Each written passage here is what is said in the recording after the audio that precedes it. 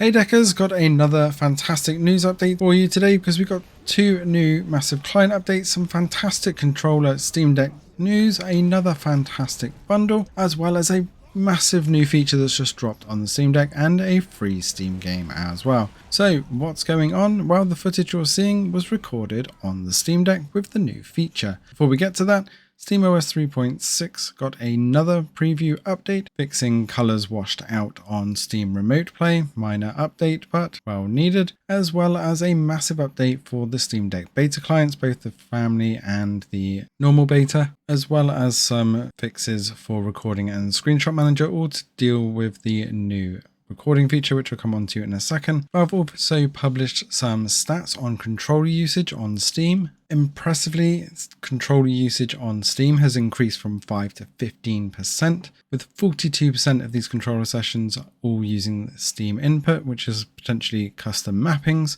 with 10% of those sessions on the Steam Deck, which is a phenomenal figure. However, somebody on Twitter, the Black Viking, actually did the math, meaning there's roughly 750,000 active Steam sessions a day from Steam Decks. Now, obviously it would be fantastic if they were all the same device, but reality is there may be a few duplicates, but it does mean that the Steam Deck user base is definitely growing and continuing to grow and be used every single day. We also have a new free Steam game. Islands of Insight is free to play on Steam and claim and keep forever. However, this is officially unsupported on the Steam Deck, but we haven't tried it out yet, so let us know whether it really works or not. We also have a new bundle deal from Fanatical. Check out the link in the description below to really help us out, where you can pick any of these games with a minimum of 2, giving you a bundle deal of around $3 a game if you choose up to 5 games.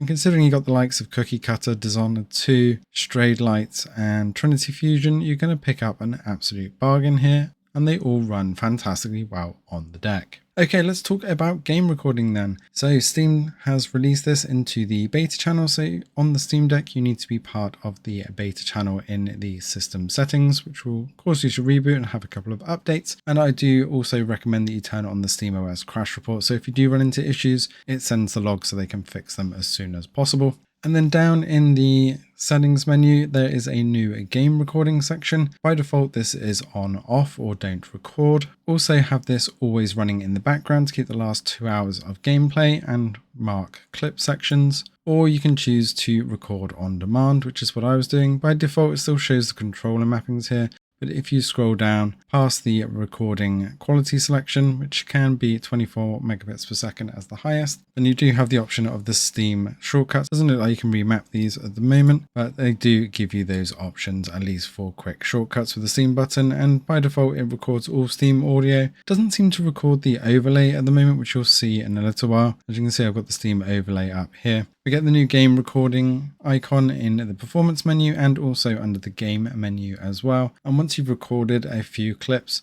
you can go and view the game recordings from here as well, and you can even edit them. Performance seems absolutely fantastic while recording at the moment, although Space Marine is not a hugely demanding game. It's not been a problem. First couple of times I did try and share, I did get errors, but it looks like this is capped at 100 meg clip size at the moment. So if you try to share anything bigger than that, it will just error. When I tried to send it to my PC, which is one of the features, it did show me that size error. So once I trimmed it down, the trim functionality here is very basic, but if you're used to anything like CapCut or anything like that on your phones, then this is very simple and easy to do. Once you've got a clip which is a little bit more shareable, you can then either create a QR code or send it to your device. And if you do have your phone, then you can scan this QR code and see the quality in real time on whatever screen you like to see that footage from the beginning in full screen. Overall, it's already working extremely well, so hopefully this will get enhanced, or at least add on the overlay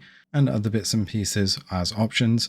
As I said, the performance was surprising because I actually had this running in the background for a whole segment and I didn't even notice, just creating clips. So overall, definitely a huge win for the Steam Deck. Let us know what you think of this feature and the other updates for today. Thanks for watching and see you in the next one.